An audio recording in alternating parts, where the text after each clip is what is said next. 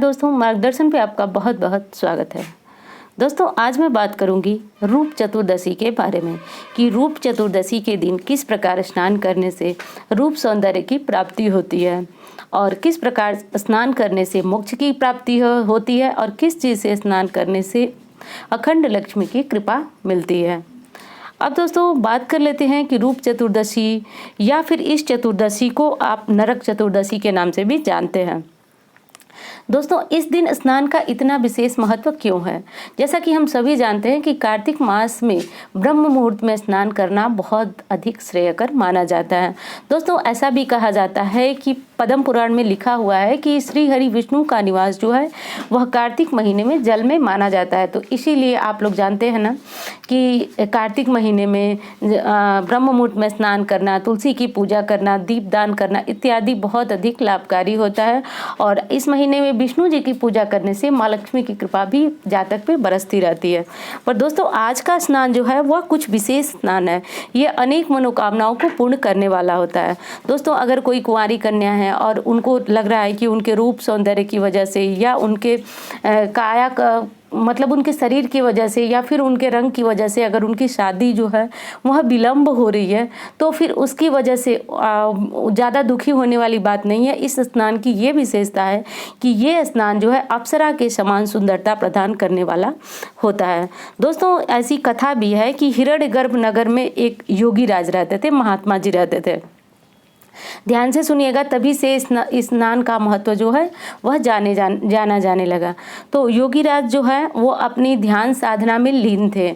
उनको मन को एकाग्र करने के लिए वो ध्यान साधना कर रहे थे और उसमें वो लीन थे।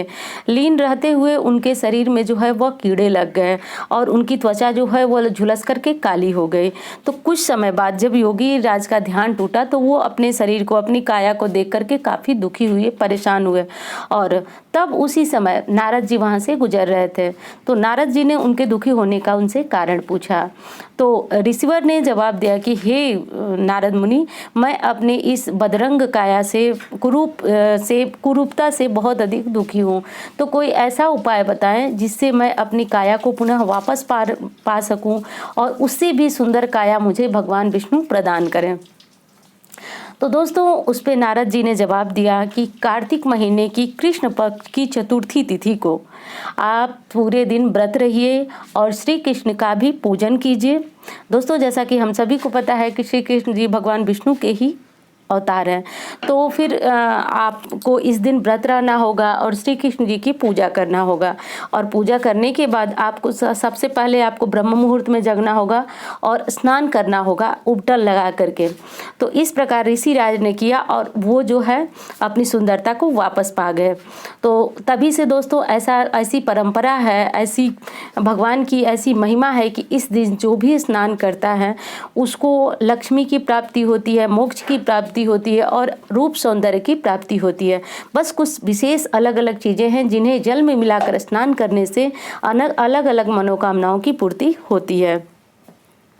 तो दोस्तों देखिए, सबसे पहले तो बात कर लेते हैं कि रूप चतुर्दशी कब पड़ रही है। जैसा कि तिथियों में काफ़ी भ्रम है, तो रूप चतुर्दशी जो है वह 14 तारीख को पड़ रही है। अब आपके मन में एक संशय आएगा कि 14 तारीख को दिवाली है यानी अमावस्या है, फिर रूप चतुर्दशी 14 को कैसे पड़ रही है।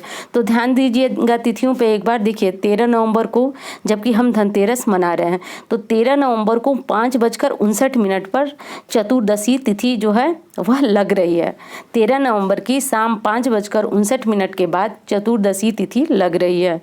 तो स्नान किस दिन होगा? चतुर्दशी तिथि जो है उदया तिथि की मान्य होगी 14 तारीख को, यानी दिवाली है। तो आपको रूप चतुर्दशी का स्नान जो है वह 14 तारीख को ही करना होगा। 14 तारीख को सुबह ब्रह्म मुहूर्त में। दोस्तों, एक चीज़ और बता दूं, ब्रह्म मुहूर्त में आपको मतलब है कि आप 3:30 से और जब तक सूर्योदय नहीं होता है तो तब तक अगर आप स्नान कर लेते हैं तो ये ब्रह्म मुहूर्त में माना जाएगा और आपका स्नान जो है वह श्रेष्ठ स्नान माना जाएगा। और दिवाली कब मनेगी दोस्तों? तो 14 नवंबर को आपको स्नान करना है और 14 नवंबर को 2:17 पर अमावस्या तिथि लग रही है। तो इस अमावस्या तिथि में हम लोग दिवाली मनाएंगे।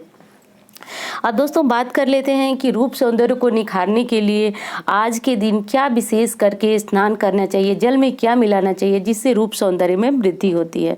दोस्तों आपको एक विशेष उबटन लगाना होगा आज के दिन। सफ़ेद तिल ले लीजिए और तिल को आप चाहे तो रात भर के लिए दूध में या फिर पानी में भिगो दीजिए, सुबह उसको पीस लीजिए। अच्छी तरह से पीस करके अपने चेहरे पे, हाथों पैरों पे लगा लीजिए। और जो जल जिससे आप स्नान करने वाले हैं तो सर्वप्रथम उस स्नान में के जल में गंगा जल मिलाइए। मेरे कहने का अर्थ यह है कि जिस बर्तन में आप नहाने का जल लेने वाले हैं उसमें सर्वप्रथम आप गंगा जल मिलाइए और इसके बाद आप साधारण जल मिलाइए और इसके बाद आप वो तिल का जो उपटन मैंने बताया था उसको लगाइए और स्नान कर लीजिए। दोस्तों शास्त्र की ऐसी मान्यता है कि इस स्नान से रूप सौंदर्य जो है वह निखर जाता है और अप्सराओं के समान रूप की प्राप्ति होती है। और ये उपाय जो है वह लड़के भी कर सकते हैं, पुरुष भी कर सकते हैं, इसमें कोई दोष नहीं है। पुरुष स्त्री दोनों इस स्नान को कर सकते हैं। और दूसरी चीज़, अगर किसी को ज़्यादा फोड़े, फुंसी, मुहासे वगैरह की परेशानी है तो इस स्नान का ये लाभ है कि उससे ये चीज़ें समाप्त हो जाती हैं। तो इस प्रकार करके आप स्नान कर सकते हैं। तो दोस्तों अब देख लीजिए, आपको अगर किसी को लक्ष्मी की इच्छा है तो फिर वो स्नान कैसे करें। लक्ष्मी प्राप्ति के लिए आपको क्या करना होगा। लक्ष्मी की कृपा के लिए दिवाली से एक दिन पूर्व जो मैंने स्नान की विधि बताई उसी प्रकार आपको स्नान करना है। स्नान के पानी में थोड़ा सा कच्चा दूध मिला लीजिए। दोस्तों कच्चा दूध मिला करके स्नान करने से श्री की प्राप्ति होती है, लक्ष्मी की प्राप्ति होती है और शुक्र ग्रह जो है वो आपका मजबूत होता है। तो इस प्रकार से करके आपको अपना स्नान आज के दिन करना चाहिए। दोस्तों स्नान करने में सिर्फ ये नहीं है कि आप बस तिल का उबटन लगाए और फटाफट स्नान कर लिए और उसके बाद आप सुंदर हो जाएंगे। दोस्तों स्नान की एक विधि होती है। सबसे पहले तो आप देखिए, कोई उपाय कर रहे हैं तो सबसे पहले आपको भगवान का स्मरण करना बहुत ज़रूरी है। भगवान का स्मरण कीजिए, भगवान को याद कीजिए, भगवान से प्रार्थना कीजिए कि हे भगवान मेरे काया को और अधिक सुंदर कर दीजिए, निखार दीजिए। और अगर आपको धन की इच्छा है तो भगवान से प्रार्थना करें कि हे भगवान मेरी धन संबंधी समस्या जो है वह समाप्त कीजिए। और जब आप स्नान का जल अपने ऊपर डालें तो ओम नमो भगवते वासुदेवाय इस प्रकार बोल लेते हुए आप जल अपने ऊपर डालें। ओम कृष्णाय नमः, ओम गोविंदाय नमः इस प्रकार बोलते हुए आप जल डालेंगे तो दोस्तों ये स्नान आपके लिए सचमुच में तीर्थ स्नान होगा और निश्चित रूप से आपकी काया जो है निरोगी, स्वस्थ और आप सुंदर बनेंगे और लक्ष्मी की प्राप्ति भी होगी। दोस्तों मोक्ष प्राप्ति के लिए अगर कोई स्नान करना चाहता है तो चिचड़ी की लकड़ी या पत्तियाँ आपको बहुत आसानी से या तो पूजा पाठ की दुकान पे मिल जाएगी या जो लोग गांव क्षेत्र में रहते होंगे उनको पता होगा कि चिचड़ी क्या होती है। तो वो चीज़ें अगर वो डाल करके स्नान करते हैं तो श्री हरि विष्णु की कृपा से उनको मोक्ष की प्राप्ति होती है।